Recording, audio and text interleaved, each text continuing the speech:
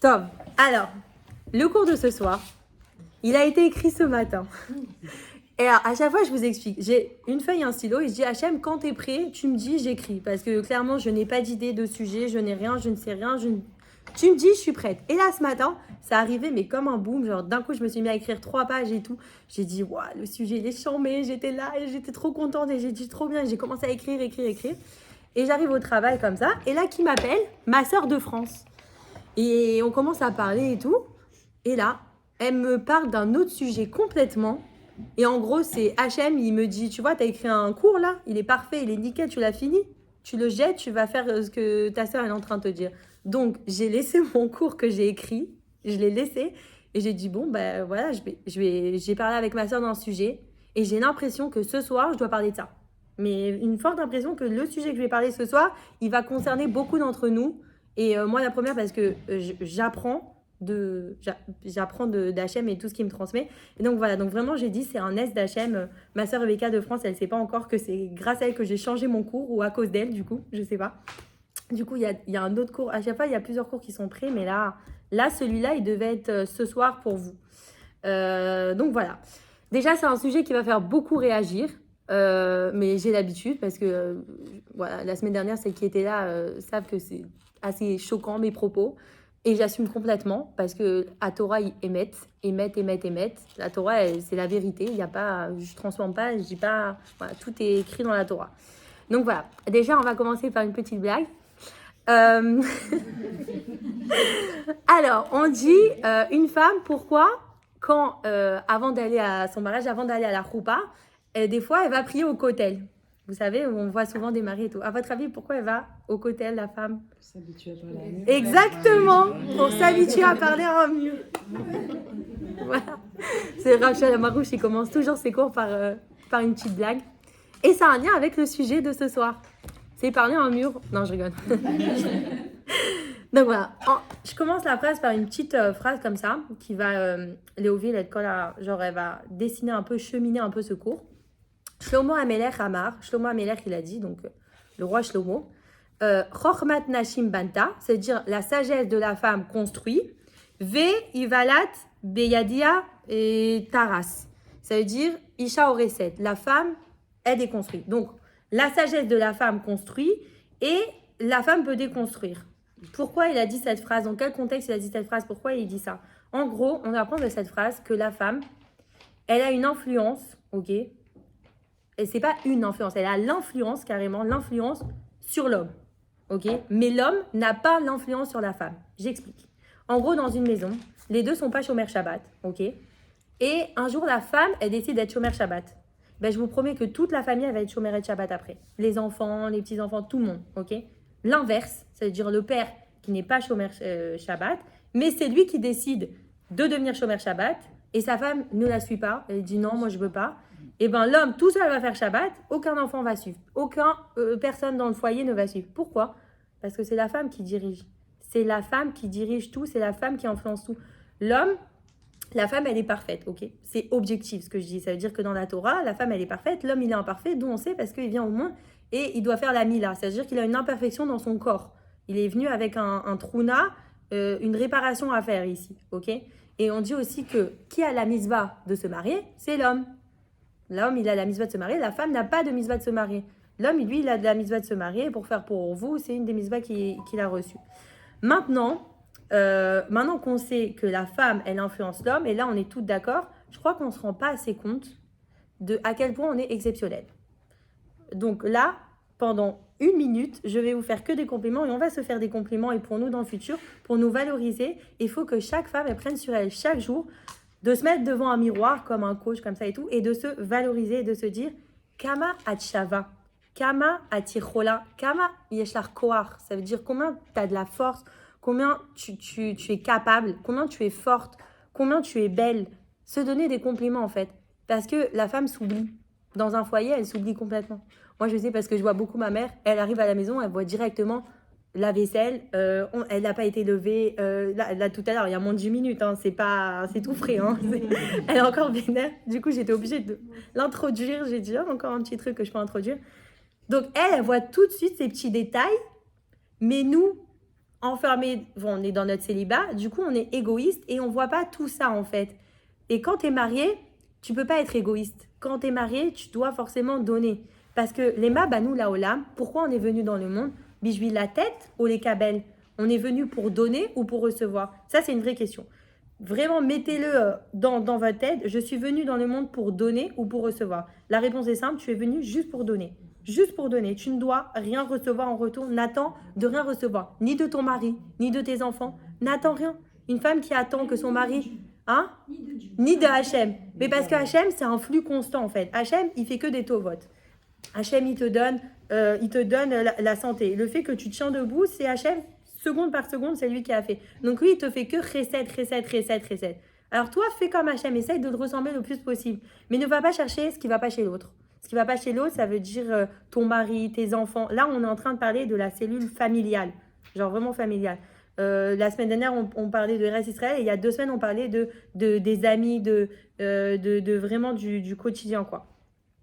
Et pourquoi je parle de ça? Parce que là, on est dans la parashat Vaera et on parle de Sarah Imenou.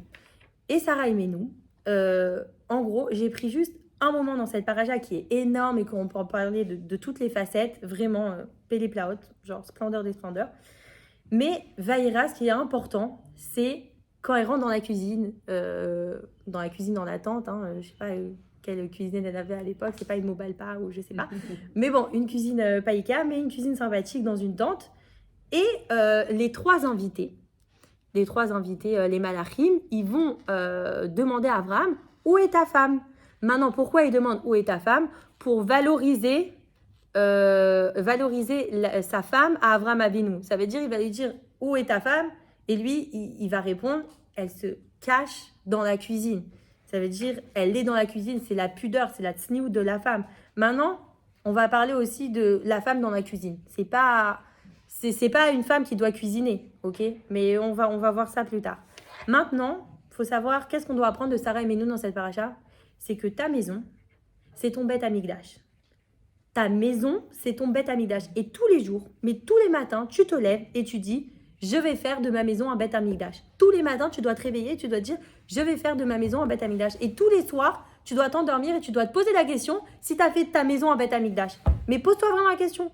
Ça veut dire dans le omega des choses, dans la profondeur des choses, tu dis, ok, comment je me suis comportée avec tout ce qui s'est passé dans la maison?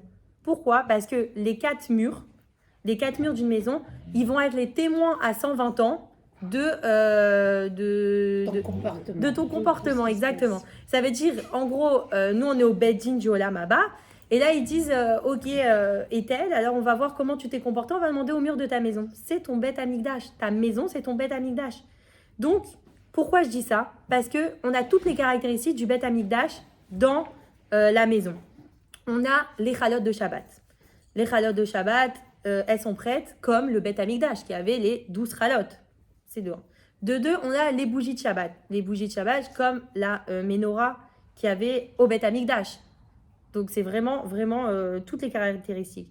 Il y a quoi aussi? J'ai rajouté en dernière minute, il y a les encens. C'est les senteurs de Shabbat. C'est quand je suis rentrée à la maison et que je sentais le couscous et le kamoun du Shabbat. Ça, c'est le Beth Amikdash.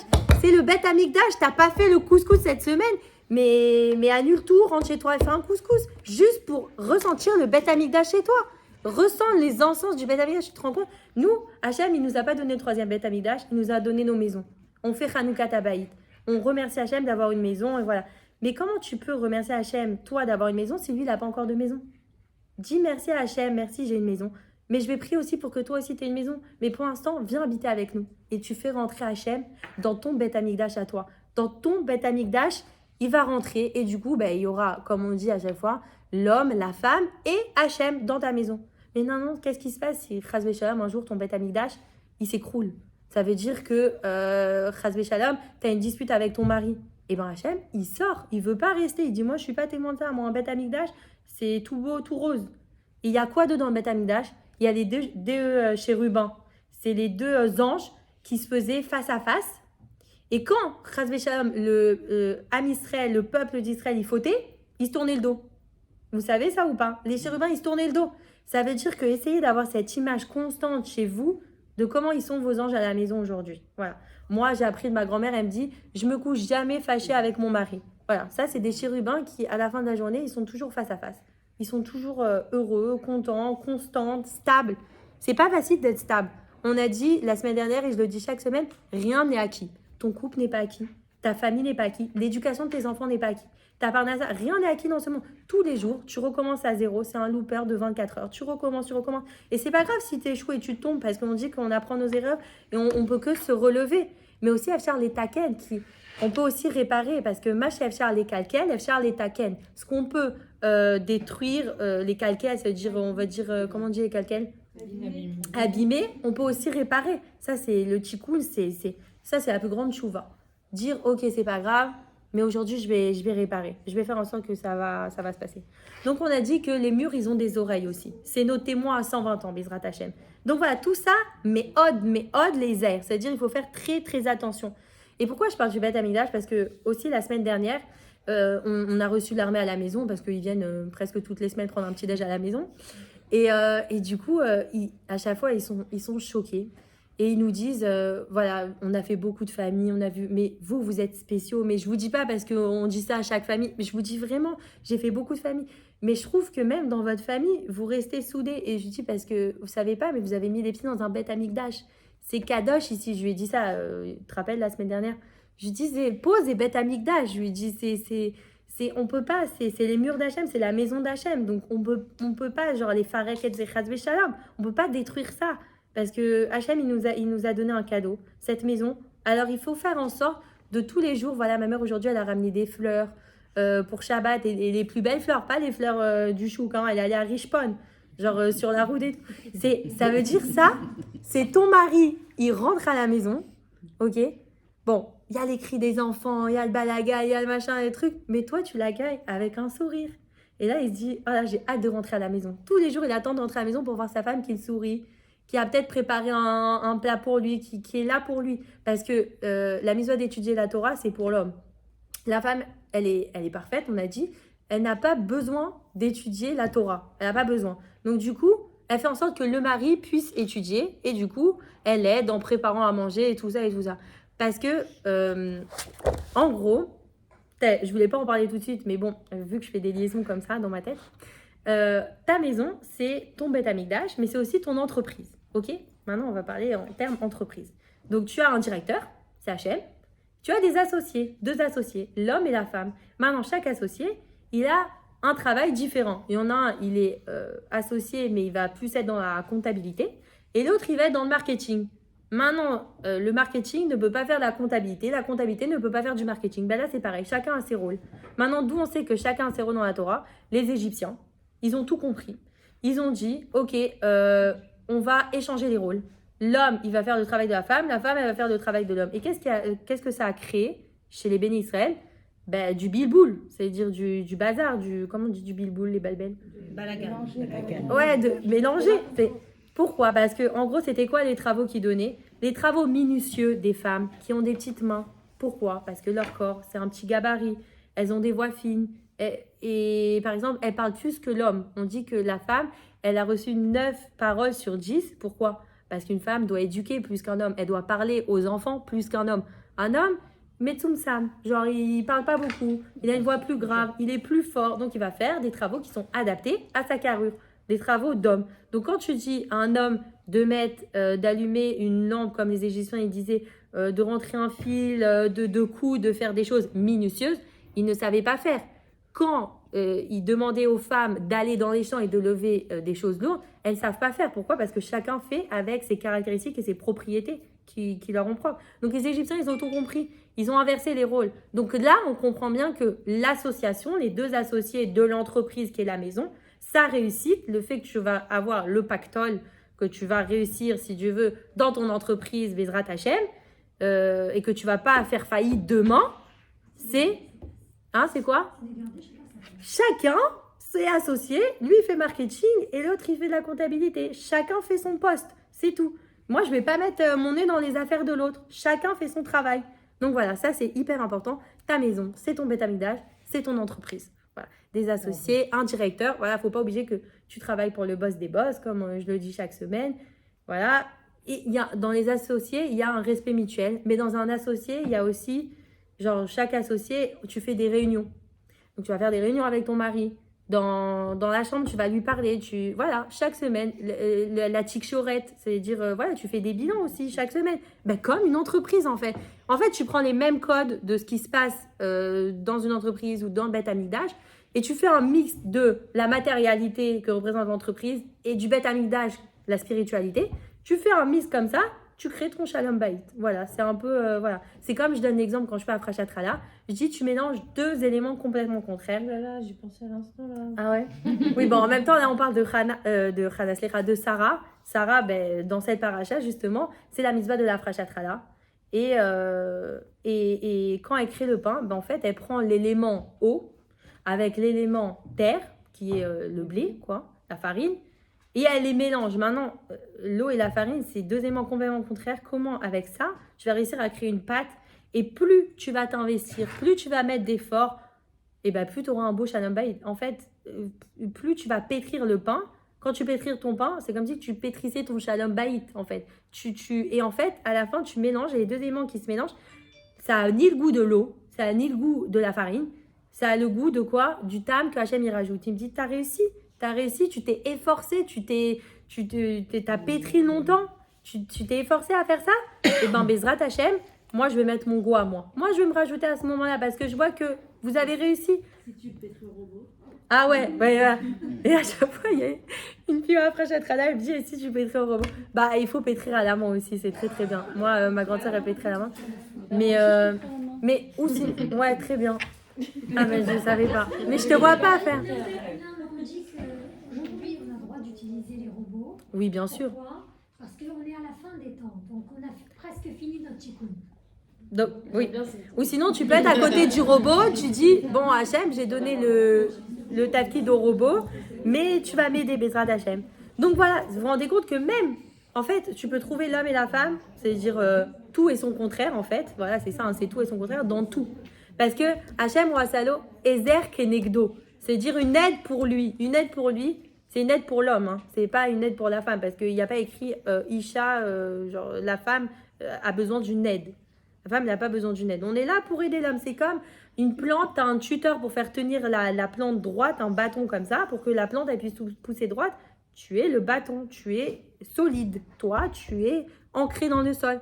On dit que la femme, elle est du côté de la bina, de la compréhension, et de l'homme de la chorma, de l'intelligence, okay, de la connaissance.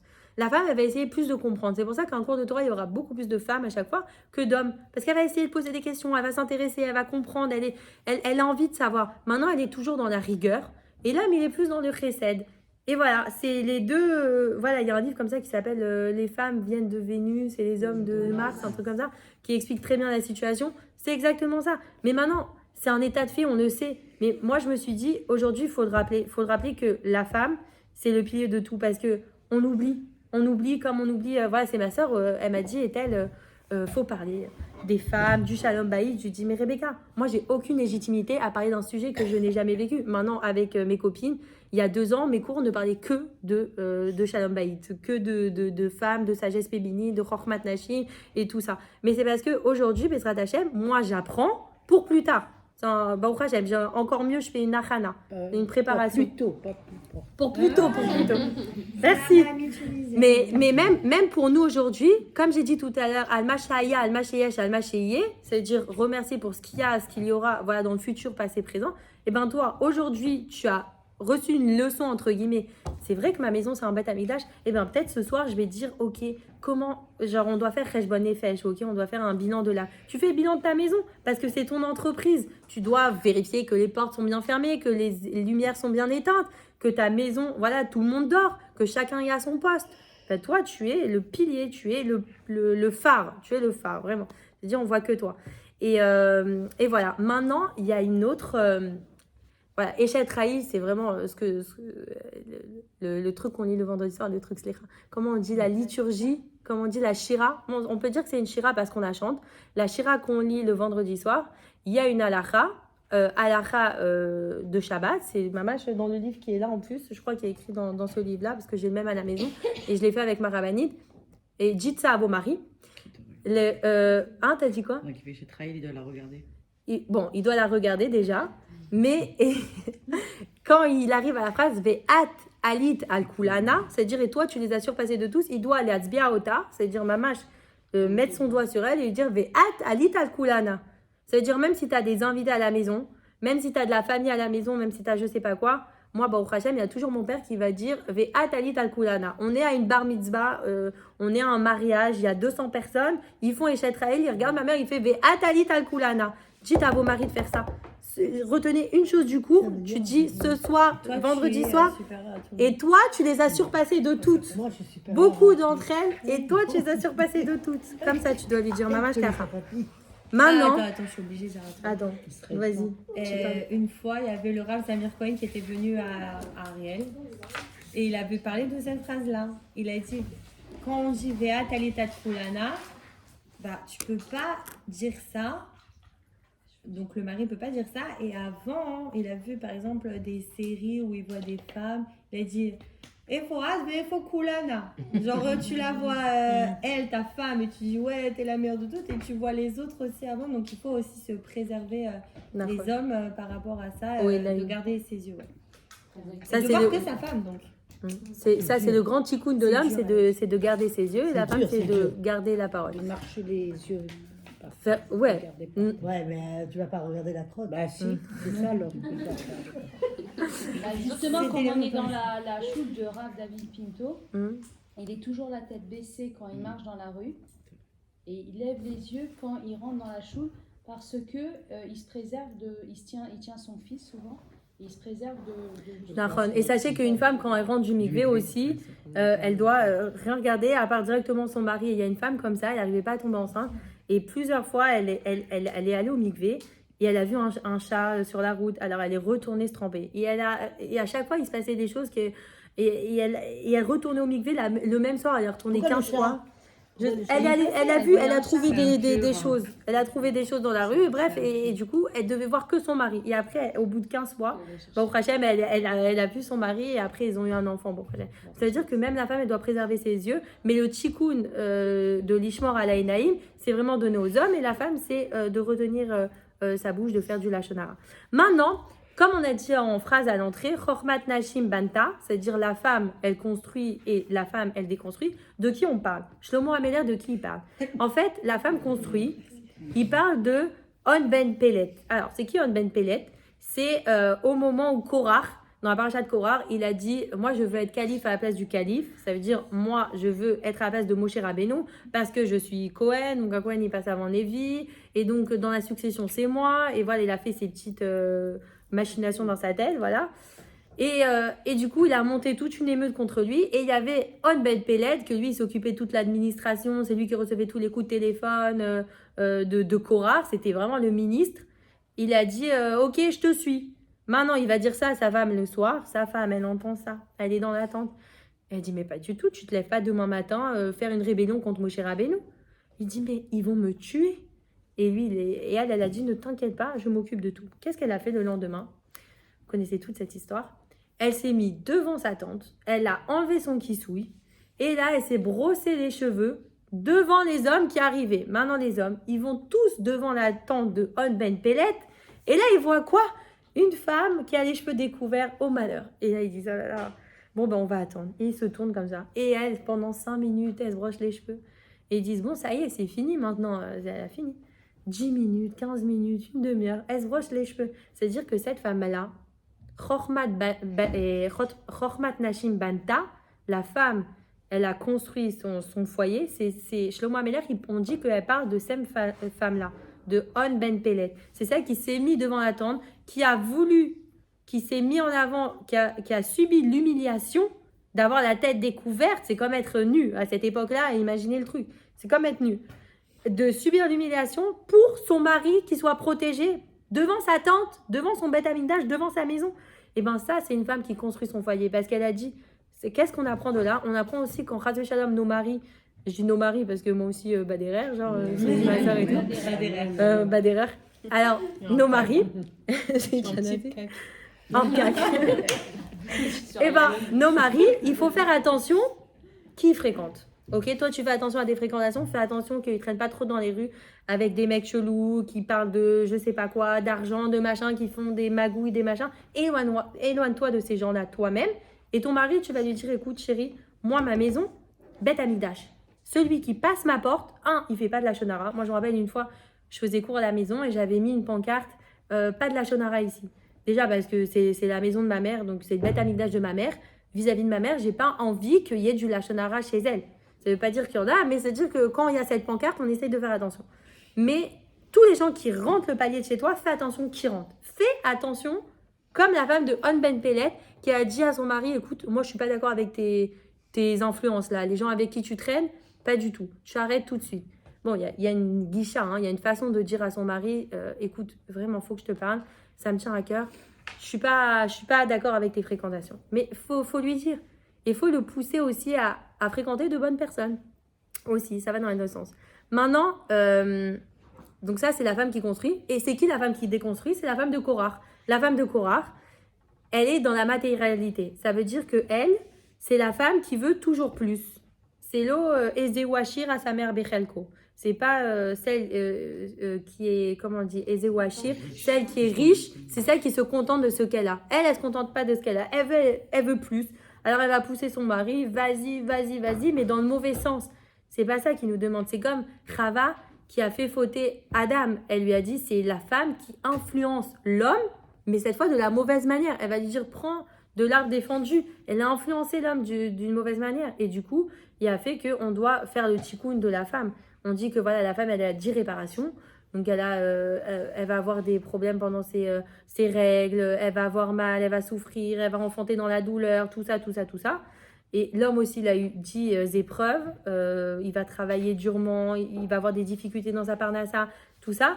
Mais du coup, nous, on vient réparer avec China, Chala, Nida, de la Katnerot. C'est pour ça qu'on fait le henné. C'est pour éduquer la femme à faire Chala, donc faire Afrachat Chala, parce qu'on doit réparer le pain du monde qui est Adam Arishon. Chala, Nida, c'est parce qu'elle a emmené la mort qui est caractérisée par le sang. Donc du coup, on doit réparer avec le mikvé. Et Adlakat Nerot, c'est elle a éteint la lumière du monde qui est Adam Arishon. Et ils ont fauté quand? Vendredi soir. Donc on doit allumer les bougies vendredi soir, on doit manger le pain vendredi soir et on doit aller avec notre mari, grande mitzvah, vendredi soir. Donc voilà, Akol et Beyom Shishi pour réparer ça. Donc c'est le tikkun de la femme. Maintenant, on va parler aussi des femmes vertueuses. Moshe Rabbeinu, qui est l'homme le plus humble sur terre et qui a emmené le peuple à la délivrance, on dit que c'est Bisrout Nashim Niganu, Bisrout Nashim Nagalu. Ça veut dire on a été libéré grâce aux sroutes des femmes, on a été libéré et parlé de la sortie d'Égypte, et on sera libéré grâce à la sortie des femmes. Bezrat Hashem, ça veut dire le troisième Beth Amikdash, ça sera que grâce aux femmes. Tout le monde le dit, c'est que grâce aux femmes. Grâce à la tfilote des femmes, grâce à tout ce que font les femmes, c'est vraiment grâce à ça qu'on aura la Géoula Bezrat Hashem. Maintenant, Moshe Rabbeinu, il y a eu on va dire, une justice qui a été ouverte en haut parce qu'il y a 4 femmes qui se sont présentées et elles voulaient savoir qui avait plus de srout qui a fait venir Moshe Rabbeinu à devenir un grand homme, à devenir le grand homme, ok? Parce qu'on dit derrière chaque grand homme se cache une grande femme. Bah là, c'est derrière chaque grand homme se cachent 4 grandes femmes. Et qui sont ces femmes? On a Yocheved. Alors Yocheved, c'est la mère biologique de Moshe. Elle est venue, elle a dit, Hachem, c'est grâce à moi que, pas Beketa genre orgueil, elle est venue en mode gentiment. Elle lui a dit à Hachem, gentiment, Hachem, c'est grâce à moi que Moshe Rabbeinu, il est né. Donc c'est grâce à moi qu'il est devenu l'homme qu'il est devenu. Parce que c'est moi qui lui a donné naissance. Je l'ai porté dans mon ventre 9 mois, je l'ai caché pendant 3 mois. Enfin, voilà. Et là, arrive une autre femme, c'est Batia, sa mère pas biologique, sa mère qui l'a éduquée. Et là, elle lui dit, non, c'est moi, je l'ai éduqué dans le palais de Pharaon, c'était dur. En plus, je savais qu'il était juif. Hachem, c'est moi. Ça, c'est Batia.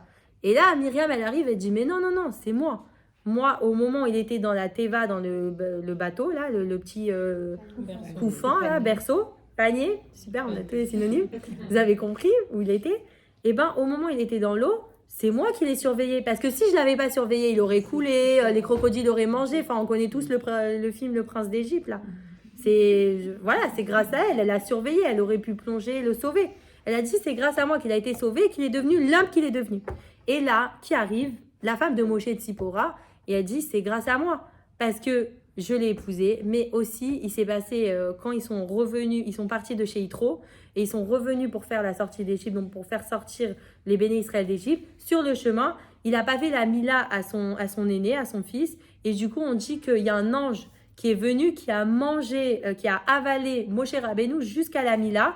Et qu'est-ce qu'elle a fait Tzipora? Elle a pris une pierre tranchante, Tsor, Sour Merava Setov, elle a pris une pierre tranchante, et elle a fait la brit mila à son fils aîné.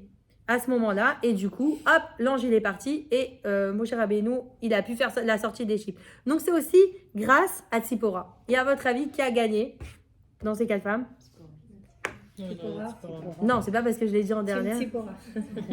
C'est ces 4 femmes qui ont gagné et au Hashem, elles ont toutes leur yeshiva, leur petit kollel au Lamaba. Ça veut dire que là, il y a la yeshiva des convertis, donc c'est Batia, parce que Batia c'est une convertie. Donc on dit que la nuit, non, plutôt toute la journée jusqu'à minuit, Chatzot Halayla, il y a les yeshivot, du Olam Haba. Donc pour les hommes, il y a le Baal Shem Tov, il y a Rabbi Nachman, voilà, toute la Chassidoute, Rabbi de Lubavitch, bon, il y a tout le monde. Rav Ovadia Yosef, ils ont toutes leur yeshiva.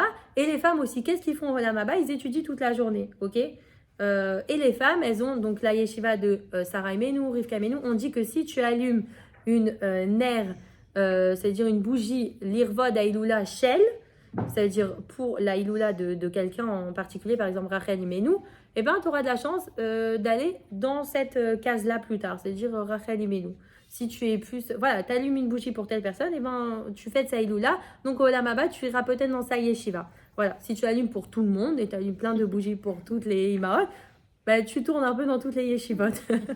Voilà. Mais on dit aussi que Bechatzot Halayla, à minuit et demi, les 2 neshamot de l'homme et de la femme, ils se retrouvent à ce moment-là. Ça veut dire que même au Olam Haba, les neshamot, elles sont liées. Ils retournent ensemble. Et il y en a même des âmes qui redescendent ici pour étudier avec les Mekoubalim, les grandes sadikim et tout ça. Vraiment, ils font des chavrutot avec le Olam Haba parce qu'ils étudient pareil, ce qu'on étudie en haut, ils étudient en bas. Pareil. Donc voilà, ça c'est les femmes vertueuses, c'est Moshe Rabbeinu, c'est ces 4 femmes-là. Maintenant, une autre femme que je suis obligée de parler si je parle de nous, en fait, c'est la femme de Rabbi Akiva, Rachel Bat Kalba Savoie, qui est enterrée à Tibériade aussi, patronant de Rabbi Akiva, son mari. Elle, imaginez, Rachel, magnifique, la vingtaine, toute jeune, trop belle et tout. Et là, elle voit qui? Rabbi Akiva, chauve, on dit qu'il était chauve, Ayalo Mamash Karachal. Il avait 40 ans, au moment où elle a rencontré. Et là, il était ignorant. Ça veut dire que ce n'était pas Rabbi Akiva, c'était Akiva, le Roetson. Ça veut dire le berger qui s'occupait des moutons. Imaginez la situation. Elle le voit, et là, coup de foudre. Maintenant, coup de foudre, ni le physique, ni la chorma, c'est-à-dire rien du tout. Spiritualité, rien, zéro. Le mec ne remplit aucun critère. C'est-à-dire, toi, tu es là à ton shido, tu dis... Hirat Shamaïm, au moins une fila par jour, le schéma, lui, il n'a rien. Et qu'est-ce qu'elle a vu, Rachel Imenou? Elle a vu le potentiel. Le potentiel, c'est ce qui peut changer un homme. Vous avez le pouvoir de trouver le potentiel de votre mari tous les jours et de faire en sorte, en lui faisant des compliments tous les jours, mais tu sais comment t'es fort, mais tu sais, sans rien attendre au retour, parce qu'on a dit, Banou la Olam, la tête. On est venu dans le monde pour donner, c'est tout. Tu dis, mais je sais pas, j'ai trop de chance avec... même pour rigoler, mais gentiment, tu vois. Trop de chance d'avoir un mari comme toi, Baruch Hashem, mais Hashem, il est trop gentil avec moi. Bleinara, voilà, c'est ça. Tu dis, voilà, mais en gros, tu as le potentiel de trouver ça à ton mari. Qu'est-ce qu'elle a vu, Rachel, chez Rabbi Akiva, qui n'avait rien, il n'y a rien du tout. Elle a vu le potentiel. Elle a dit, cet homme-là, il peut avoir quelque chose, je vais le sauver. Et elle a réussi. Elle a dit, écoute... tu vas aller étudier. Comment elle lui a dit comme ça, tu vas aller étudier? Il est allé étudier avec son petit garçon. Mamash Aleph bête, ça veut dire il connaissait rien. Et il lui a dit à sa femme, écoute, tout le monde me prend pour un demeuré. Je suis allée dans la classe de mon fils, il a 3 ans. Moi, j'en ai 40. Je vais pas être avec mon fils à étudier. Elle lui a dit, tu sais quoi, va prendre un âne, Je t'ai raconté cette histoire aussi à un autre cours, je me rappelle. Mais ça veut dire que je dois la répéter. Va prendre un âne, sors dans la rue, et habille-le, mais d'une façon complètement fantasque avec des déguisements. Il dit, mais tout le monde va se moquer de moi. Il dit, vas-y, fais-le. Alors, il écoute sa femme, parce qu'il faut toujours écouter sa femme, bien sûr. Et du coup, il sort avec l'âne comme ça et tout le monde le regarde, il rigole, il se fout de lui, vraiment, il rigole de lui. Et il rentre. Alors ça va, il dit, alors ça s'est bien passé? Et il lui dit, oui, tout le monde s'est moqué de moi, c'était magnifique. Il dit, super, demain, recommence. Je dis, mais t'as pas compris, j'ai subi une humiliation, là, les gens n'ont pas compris, ils m'ont demandé qu'est-ce qu'un âne fait avec des habits comme ça, ça n'a ni but, ça n'a ni queue ni tête. C'est qu'à le dire. Et du coup, elle a dit, vas-y. Il est retourné le lendemain avec l'âne, toujours habillé de la même façon. Les gens rigolaient encore, c'était marrant, voilà. Et au bout d'une semaine, les gens se sont habitués jusqu'à ce qu'à la fin, ils n'ont plus rien dit. Donc là, au bout d'une semaine, elle est allée voir son mari, Rivka, et elle a dit, Akiva, qu'est-ce qu'ils t'ont dit au bout d'une semaine? Ben rien, là, ils se sont complètement habitués à la situation. Ben c'est pareil, regarde, va avec ton fils, étudie, peut-être qu'ils vont rire un jour, 2 jours. Ça, c'est la femme. Ça, c'est le pouvoir d'une femme à se dire, je vais encore continuer, je vais essayer, je vais continuer. C'est Rabbi Akiva qui a vu l'eau metaftef al-even, c'est-à-dire qu'il faisait des gouttes comme ça dans la pierre. Il a dit, si l'eau peut faire un trou dans une pierre avec le temps, alors moi aussi je peux apprendre. Voilà, il a eu un déclic. Il a eu un déclic grâce à sa femme. Et en fait, la seule mission de la femme, ok, pourquoi la femme est venue au monde sur cette terre, c'est juste pour que son mari et ses enfants, ils soient baderech HaTorah. C'est tout. Vatitzrak le Yom Acharon. Mazé Vatitzrak le Yom Acharon. Dans Ishet Raïl, la femme rira son dernier jour. Pourquoi une femme rira son dernier jour? On dit qu'une femme, quand elle décède, on lit Ishet Raïl. Un homme, il n'a pas de Ishet Raïl pour l'homme, on lit autre chose pour l'homme. La femme, on lit Ishet Raïl. Pourquoi Vatitzrak le Yom Acharon, elle rigolera le dernier jour? Parce que elle est tellement fière que toute sa famille sont baderech shel Torah ve mitzvot qu'elle va rigoler. La seule personne qui a le droit de rigoler à sa mort, c'est un tzaddik. C'est qui un tzaddik? C'est tous les grands tzaddikim et c'est la femme. La femme qui sait que ses enfants, ils sont baderech à Torah ve mitzvot. J'ai fait mon taf. Hachem, je peux rigoler maintenant, j'ai fait mon taf. C'est bon. Qu'est-ce que tu veux maintenant? J'ai fait mon travail. Votre seule mission ici, ok, il y a la matérialité, il y a tout ce qui va autour. Votre seule mission ici, c'est de vous occuper que vos maris et vos enfants, femmes et hommes, hein, c'est-à-dire vos enfants, tout le monde, soient au moins dans une salle d'études ou aller à la prière ou se rappeler qu'il y a Hachem à un moment dans leur vie. Vraiment, genre, essayez de prendre cette mission sur vous, c'est la seule mission de la femme. La mission de la femme, c'est de faire en sorte que l'homme, il puisse aller étudier. Parce que elle a pas besoin d'étudier, elle le fait pour le mari, elle fait passer des messages. Zemamash Kacha. Maintenant, le mariage, on dit que, je le dis tout le temps cette phrase et ça va encore me dire encore, tu la répètes, mais bon, Arbaim yamim nifne yetzerat tavlat, omrim bat ploni les ben ploni les bat ploni. Je traduis en français, 40 jours avant la création de l'embryon, on dit tel homme à telle femme à un homme, ok? Maintenant, il y a 2 sortes de zivoug, il y a zivoug les filles maasav et zivoug les filles din. C'est-à-dire Hachem, il a décidé que tu vas te marier avec telle personne, c'est écrit 40 jours avant que l'embryon, la conception, avant qu'il se crée, mamache avant qu'il se crée. C'est décidé. Et maintenant, les filles ça, c'est en fonction de tes mérites à toi. C'est-à-dire, tu as voulu évoluer dans la Torah, alors tu vas trouver quelqu'un qui va être au même niveau que toi dans ton évolution. Ça, c'est Zivug Rishon et Zivug Sheni. On dit aussi quand ton Zivug Rishon, c'est ton corps, Zivug Sheni, c'est la Neshama qui descend, c'est Alpisod. C'est dans le Zohar, ok? Maintenant qu'on sait que c'est un décret d'Hachem, tu ne peux pas passer sous la choupa et après un an dire, parce que malheureusement c'est quelque chose qui touche énormément nos générations, qu'on est fatigué, si Hachem il a décidé que tu es passé sous la choupa, ça veut dire que tu devais passer sous la choupa avec telle personne. C'est-à-dire que tu avais une réparation à faire avec cette personne-là. Ok? En mikré. On a dit mikré, c'est koré mi Hachem. C'est-à-dire que tout vient d'Hachem, mamash. Maintenant, en fait, c'est l'union de 2 neshamot. Ça veut dire que tu as 2 âmes, ok? Tu as un bout d'âme, Chetzi Neshama et Chetzi Neshama, un bout d'âme et un bout d'âme qui se collent pour faire une seule âme. Au moment où l'homme il prend la bague et dit Ariat Mekudeshetli Betabazo Kedat Moshe Ve Israël, ok? Au moment où il met la bague, c'est pas juste il met la bague, vous savez pas ce qui se passe dans les Olam et Lionot, mais en gros il colle les 2 âmes, mamash davouk, c'est-à-dire coller, vraiment mamash. Donc j'ai écrit ça aussi, alors je vais dire chaque marmite a son couvercle. Voilà, c'est la complémentarité, c'est-à-dire même les filles qui sont... C'est-à-dire qu'à un moment, elle se dit, ça y est, j'ai pas dit vous. Ça veut dire, Hachem, il m'a créé toute seule, tu vois. Genre, je suis toute seule. Genre, c'est bon, il y a personne, chaussure à son pied, c'est du n'importe quoi. Oh, j'ai oublié de chercher ma chaussure. J'ai le cordonnier aujourd'hui. C'est comme ça, j'ai trouvé mon ziboun. Ma mère, elle me dit, mais dis pas ça en plein cours. Mais je sais pas, je sais pas des chaussures. Bref. Et donc, maintenant, il faut savoir qu'un homme, quand il parle à sa femme, c'est comme si qu'il parlait à Hachem, ok? Et si, chas v'shalom, la femme, elle parle mal à l'homme, ça veut dire que Hachem, il en veut à l'homme, ok? C'est-à-dire qu'elle en veut vraiment. J'explique. On dit que la femme, elle doit se tremper au mikvé comme la vaisselle, ok? C'est un cli. C'est vraiment un cli. Ça veut dire vraiment, voilà, elle donne. Maintenant, si, chas v'shalom, le couvercle, il est brisé, il est cassé, alors le moyen de communication avec Hachem, il est fêlé. Donc, tu as l'homme, tu as Hachem, et au milieu, tu as la femme, c'est l'intermédiaire. C'est le courant qui passe, c'est la ligne téléphonique, ok? Tu coupes la ligne, tu coupes ton lien avec Hachem. Donc, il faut, pour garder un lien avec Hachem, garde bon contact avec ta femme. Voilà. Voilà. Maintenant, donc on a parlé de la femme de Rabbi Akiva, on a parlé de Moshe Rabbeinu. Derrière chaque grand homme se cache une grande femme. Maintenant, il y a aussi Kimit. J'étais obligée de parler d'elle parce que si on parle de maison et de notion de Beth Amikdash, eh ben, il y a aussi Kimit, qui est une femme qui a eu le mérite d'avoir ses 7 fils Kohen Gadol. Maintenant, on est allé voir son Kimit, elle s'appelle. Kimit. K-H-I-M-I-T. Maintenant, en hébreu, Kouf Yud Mem Yud Tav. Et elle a eu son mérite d'avoir ses 7 fils qui sont Kohen Gadol. Et on est allé voir cette femme, on lui a dit, comment ça se fait que tu as réussi l'exploit d'avoir 7 fils Kohen Gadol? Elle a dit, sachez que dans ma maison n'a jamais vu, les murs de ma maison n'ont jamais vu un cheveu de ma tête.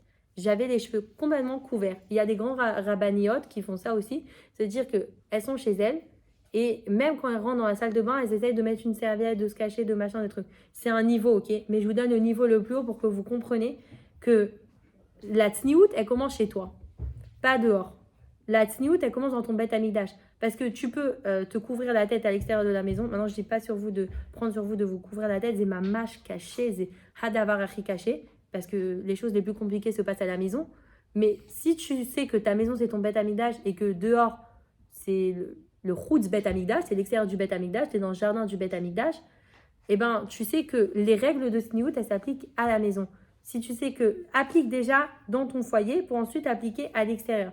C'est-à-dire, tu vas pas être dehors une fille très Sniout et tout ça, et chez toi ne pas l'être. La Sniout, c'est aussi Pnima, parce que les gens ils disent, ouais, la Sniout, c'est bien se couvrir la tête. Pas du tout, la Sniout, c'est d'abord la pudeur intérieure.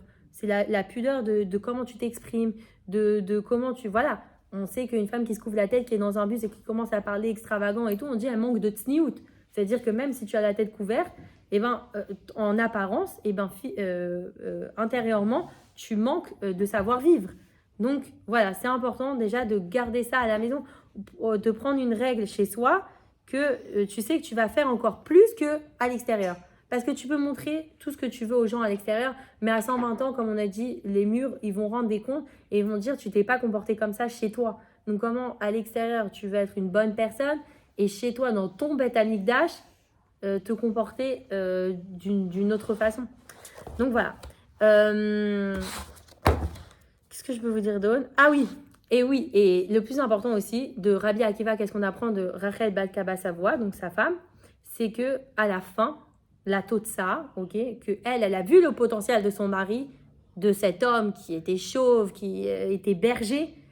Qu'est-ce qu'il a dit à la fin? Qu'il est venu avec ses 24 000 élèves après 24 ans d'études. Il a dit et Sheli, Shelachem, Shela ou. Ça veut dire ce qui est à moi et ce qui est à vous, c'est grâce à elle.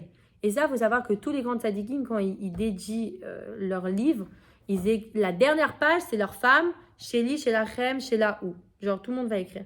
On fait une étude aussi le mardi à Khadera.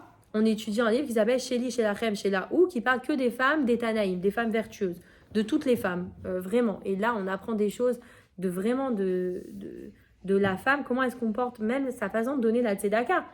On dit qu'un jour, il y avait deux grands... le Rav, ils sont allés voir le Rav d'une communauté à Tibériade. Et ils lui ont dit, Rav, il pleut pas, il faut vraiment que Mashibaroach Umori da Geshem, qu'il y aurait da Geshem Arshav, que maintenant il y ait la pluie. Et qu'est-ce qui s'est passé? Il a dit, bon, je vais aller prier, moi et ma femme. Sa femme est allée à droite, lui il est allé à gauche. Ils ont prié tous les deux. Et la pluie elle est tombée du côté de sa femme. Alors là, ils ont dit, oh là là, comment ça se fait que la femme du Rav, elle a plus de mérite que le Rav lui-même?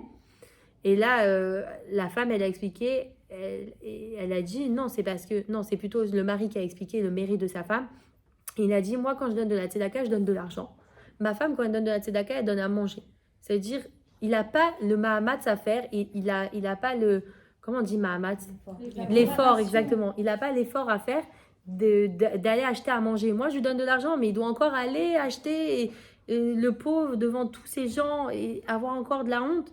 Mais moi, ma femme, plutôt, quand elle donne la tzedaka, elle prépare un plat tout fait, tout prêt.